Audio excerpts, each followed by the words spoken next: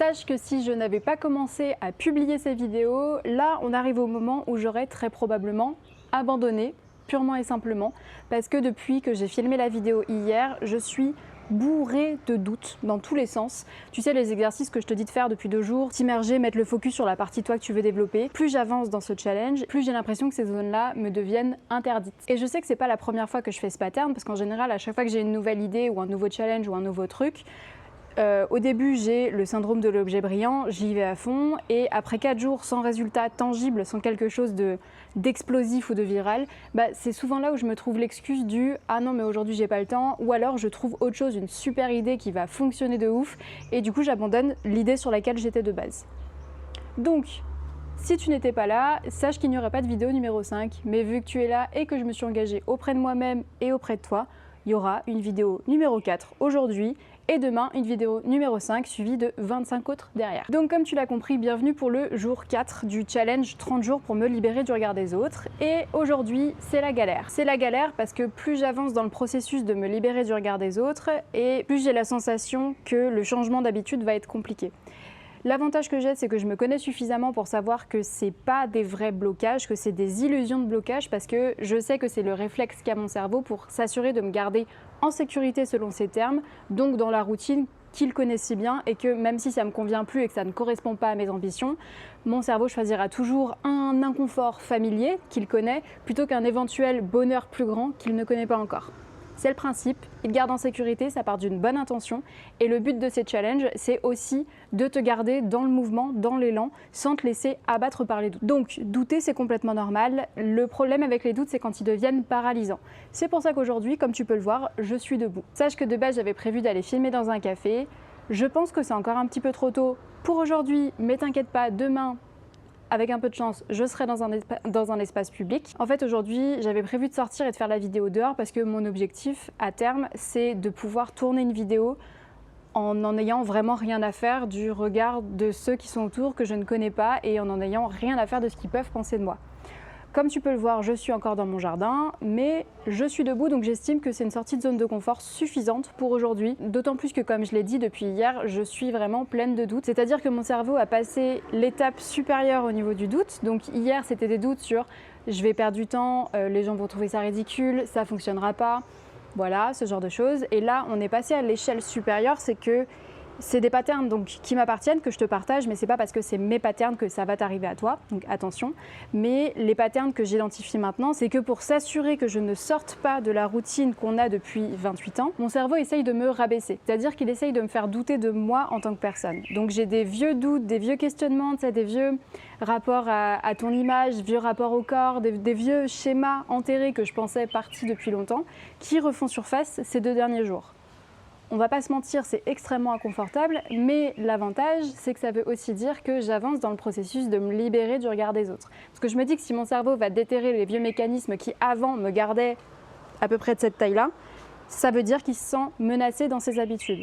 Et ça tombe bien, parce que c'est exactement ce que je recherche aujourd'hui. Donc, trêve de bavardage, passons au débriefing du jour 3. Déjà, si tu traverses une période de doute identique à la mienne, alors bon courage, je t'envoie toute ma force et tout mon soutien parce qu'on sait, toi et moi, que c'est absolument inconfortable, mais c'est aussi nécessaire pour changer les habitudes, parce que si tu fais toujours les mêmes choses, tu n'auras jamais des résultats différents. Si tu es enlisé jusqu'au cou dans les doutes, c'est là le bon moment de te rappeler pourquoi tu fais ça. C'est les choses qu'on a construites jour 1, jour 2 et jour 3, et c'est exactement le moment où c'est utile. C'est le moment où tu doutes de toi et que tu te dis pourquoi je m'impose ça déjà, qu'il faut continuer et qu'il faut te rappeler ce qu'il y a de l'autre côté. Ça, c'est un truc que je vois au quotidien avec mes clientes. Il y a toujours un mieux de l'autre côté de la difficulté. Donc persévère, fais-toi confiance, et si tu as besoin, prends soin de toi, mais continue à faire le challenge, continue à faire les exercices et continue à faire face à tes peurs, à tes doutes, en faisant en sorte qu'ils ne te cassent pas les jambes non plus. Donc c'est-à-dire, rappelle-toi que tu es dans une zone sécurisée, que imaginer les choses, te projeter, ça ne remet rien en question dans ta vie. Tout ce que tu fais, tous ces exercices sont pour l'instant hyper safe. Rappelle-toi de ça et rappelle-toi de ce que tu vises de l'autre côté de la montagne de doute. Autre difficulté relevée par mon humble personne, l'exercice d'hier impliquait de vraiment faire face à ce que tu as peur que les gens pensent de toi.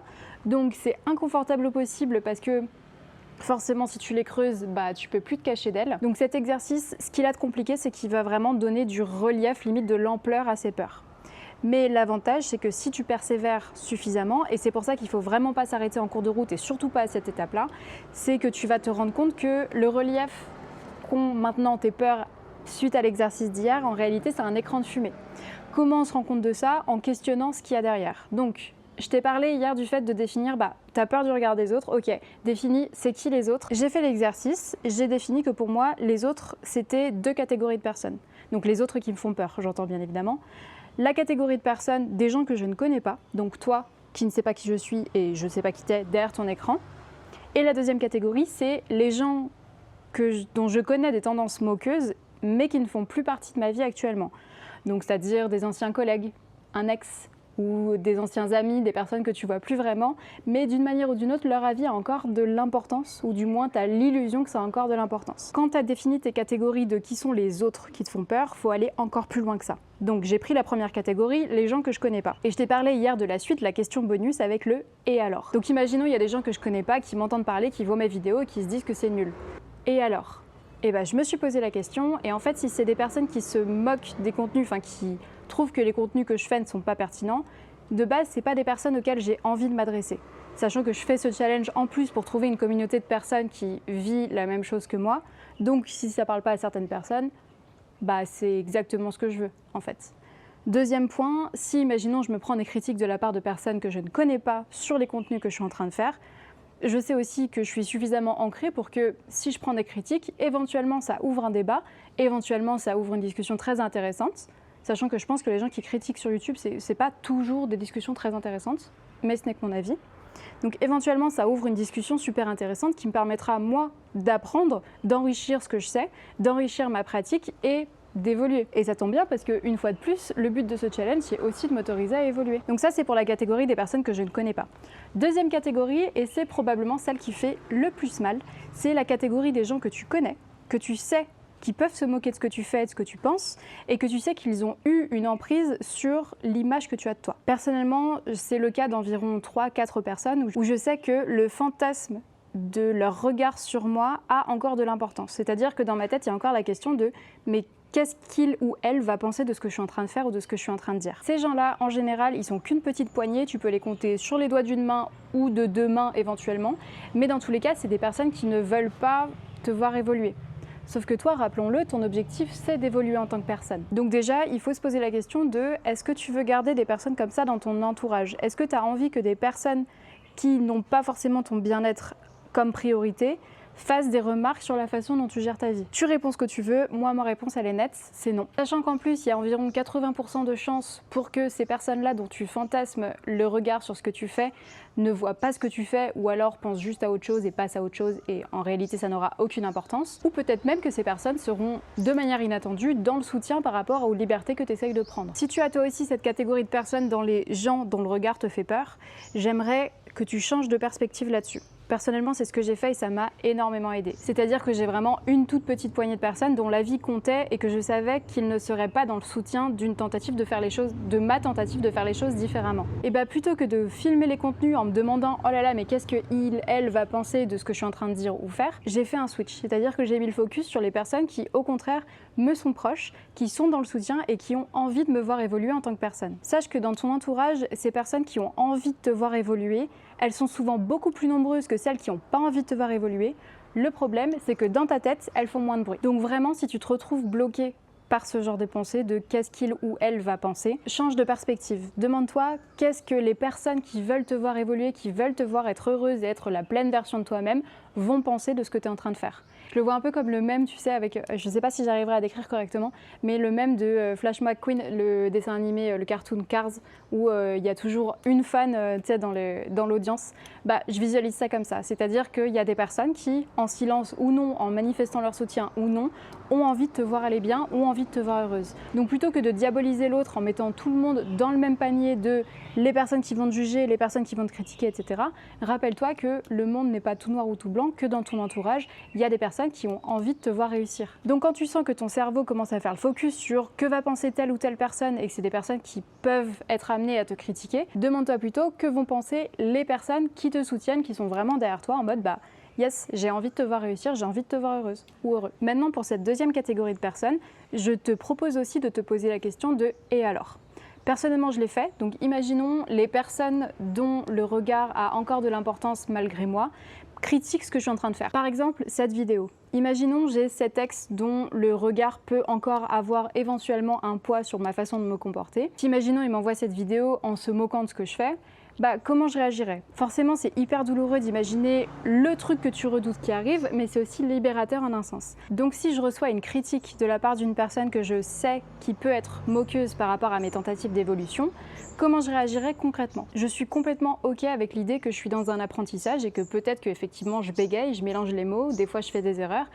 Et il n'y a pas de honte à ça. Je suis dans un processus d'apprentissage. Il n'y a pas de honte à apprendre. C'est pas parce que tu es sorti de l'école que t'as plus rien à apprendre de la vie. C'est même l'inverse. Pareil, si je dis quelque chose devant la caméra et que c'est mal interprété ou alors que je l'ai mal sorti et que quelqu'un me reproche ce que je n'ai pas dit ou les sous-entendus qu'on peut voir dans mes propos, et à ce moment-là, je saurais moi-même ce que j'ai voulu dire par cette phrase et donc je répondrai en bonne intelligence parce qu'on est tous entre adultes, donc il n'y a aucune honte à s'être trompé, à expliquer ce qu'on pense. Et surtout, au-delà de la capacité à répondre dans la crise, c'est aussi une très bonne opportunité d'améliorer sa communication. Donc, à nouveau, on y revient, derrière toutes les difficultés, derrière toutes les montagnes de doutes et de questionnements, il y a toujours du mieux. C'est la possibilité de s'améliorer. Et enfin, j'aimerais terminer ce « et alors » qui était déjà extrêmement long, en te rappelant que peu importe ce que les autres disent de toi et la façon dont ils le disent, tu n'es pas l'image qu'ils ont de toi. Tu ne te réduis pas à ça, tu ne te réduis pas à un propos que tu as tenu à un moment et qui peut être mal interprété, tu ne te réduis pas à une tentative d'apprentissage qui a mal fonctionné, tu ne te réduis pas à l'image que les autres ont de toi. Et ça, c'est hyper important de le comprendre parce que ça veut dire que quand tu recevras des critiques, parce que tu en recevras, parce qu'à partir du moment où tu essayes de faire les choses différemment, il y a des personnes qui vont être jalouses de ton avancée, qui vont essayer de te garder dans la routine que tu avais jusqu'à présent. Donc quand tu auras ces critiques, tu pourras te rappeler que tu ne te réduis pas à ça. Tu ne te réduis pas à la perception qu'ils ont eue de toi à ce moment-là. Et ça, je trouve que c'est hyper puissant pour faire face à tes doutes. Parce qu'en fait, quand tu doutes de ce que tu es en train de faire, quand tu doutes de ce que tu es en train de changer, que ce soit au niveau du regard des autres, de l'apprentissage de quoi que ce soit, les peurs, elles ont vraiment ce côté fantasmé hyper diabolisant. Tu vois, comme si une critique allait faire s'effondrer ton monde. Mais en fait, quand tu creuses l'éventuelle critique que tu peux recevoir d'une éventuelle personne, quand tu contextualises ça, quand tu concrétises tout ça, tu te rends compte que c'est pas si grave. En revanche, si tu as fait cet exercice et que le fait d'imaginer ces critiques-là t'ont fait complètement vaciller, t'ont vraiment donné l'impression que ton monde était terminé, ça veut peut-être dire que ce changement-là est encore trop gros pour ton niveau de développement. Ça veut peut-être dire que tu es encore vacillante sur la personne que tu es, sur tes apprentissages, et auquel cas, plutôt que de voir ce gros objectif-là qui pour l'instant est trop gros à atteindre et qui comporte trop d'enjeux pour toi actuellement, vois plus petit. C'est carrément ok. Le but, c'est d'avancer et surtout d'avancer sans te faire violence non plus. Donc d'avancer à ton rythme en étendant ta zone de confort petit à petit. Maintenant, j'aimerais te proposer d'approfondir cette phrase de « tu n'es pas l'image que les gens ont de toi ». Cette phrase, elle est hyper utile pour te sortir des doutes et éviter de fantasmer le côté absolument mélodramatique des critiques et des jugements que les autres peuvent avoir de toi. Mais une fois que tu as fait ça, tu fais quoi ? Et donc le prochain exercice pour ce jour-ci, j'aimerais que tu repartes de ce point-là, de si tu n'es pas l'image que les autres ont de toi, qui es-tu? Et en fait, là, on va faire un exercice qui permet de vraiment te recentrer sur toi. C'est quelque chose, on tourne un peu autour du pot depuis 3-4 jours, mais c'est important maintenant de le verbaliser, maintenant qu'on a suffisamment défriché autour, de montrer, d'illustrer qui tu es, quelle est ton image de toi là-dessus. En tant que personne, tu te construis autour des images internes que tu as de toi. La problématique, c'est que souvent on a tendance à forger ces images internes en fonction des attentes qu'on imagine que les autres ont de nous. C'est là où tu vas te retrouver à, par exemple, culpabiliser parce que tu t'es servi un verre d'eau et t'en as pas proposé autour de toi. Et tu vas te dire que les gens vont penser autour de toi que tu es égoïste, égocentrique, narcissique, tout ce que tu veux, et que la prochaine fois, tu serviras tout le monde alors que personne n'a soif, et dans ta carafe, il n'y aura plus d'eau alors que toi, de base, tu avais soif. Je ne sais pas si c'était une image trop lointaine ou une métaphore de génie. Je verrai ça au montage. Le but de l'exercice du jour 4, ça va être de changer ces images internes. Tu commences à connaître le mécanisme. Avant de pouvoir changer quelque chose, il faut savoir déjà de quoi on parle. Première étape de l'exercice, j'aimerais que tu listes toutes les phrases que tu te dis régulièrement de jour en jour. Donc toutes les façons dont tu te définis, si tu veux. Tu es quelqu'un de... et tu complètes ça avec tout ce que tu peux penser de toi au quotidien. Ça va faire beaucoup de phrases, donc je te conseille de réduire ça au nombre de phrases que tu estimes bloquantes. C'est-à-dire les phrases que tu te dis quand tu essayes d'avancer et que ça génère des émotions négatives qui font que tu restes sur place. Pour moi, par exemple, ça inclura des phrases genre je galère, ça marche pas, je sais pas où je vais, je sais pas ce que je dis, les gens vont penser ça de moi. Tout ce paysage-là, donc tu fais vraiment une liste En vrai, fais-en une extensive si tu veux et après tu sélectionnes celles qui ont le plus d'importance et surtout les plus bloquantes. Une fois que c'est fait, fais un travail de recadrage. T'as beau penser ces phrases comme des réalités et des généralités, elles ne sont pas réelles. C'est des constructions de ta tête qui sont basées sur les attentes que tu imagines que les autres ont de toi et du coup sur les attentes que tu t'es créées toi-même. Le but de l'exercice, c'est de changer ce narratif interne. Donc tu prends ces phrases et tu les recadres. Par exemple, pour moi, je n'ai aucune visibilité sur les réseaux sociaux deviendra « je suis en train de construire une marque qui me ressemble ». Et ça prend du temps. Si tu te dis les phrases genre « je termine jamais ce que je commence », ça pourra être « j'apprends à investir les tâches pour lesquelles je n'ai aucune certitude qu'elles réussiront ». Fais un recadrage sur ces phrases-là pour leur enlever le côté définitif, pour te rappeler que ce qui compte, c'est d'être dans le mouvement.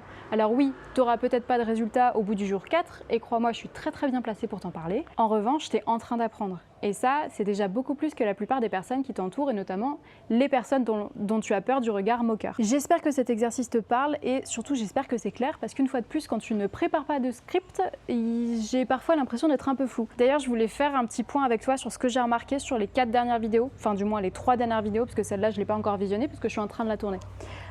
J'ai remarqué un truc, c'est que quand je dis à voix haute un truc comme j'ai peur du regard des autres ou que je me rappelle en fait mes limites là-dessus, c'est toujours les moments où je me mets à bégayer derrière et où je dois m'interrompre au milieu d'une pensée. En gros, le moment où je verbalise que j'ai peur du regard des autres ou que je suis en plein doute là-dessus, c'est le moment où mes doutes sont les plus forts. C'est les moments où je me questionne sur ce que je suis en train de dire et que je m'arrête au milieu d'une phrase ou que la phrase est bancale, que j'en commence une autre au milieu.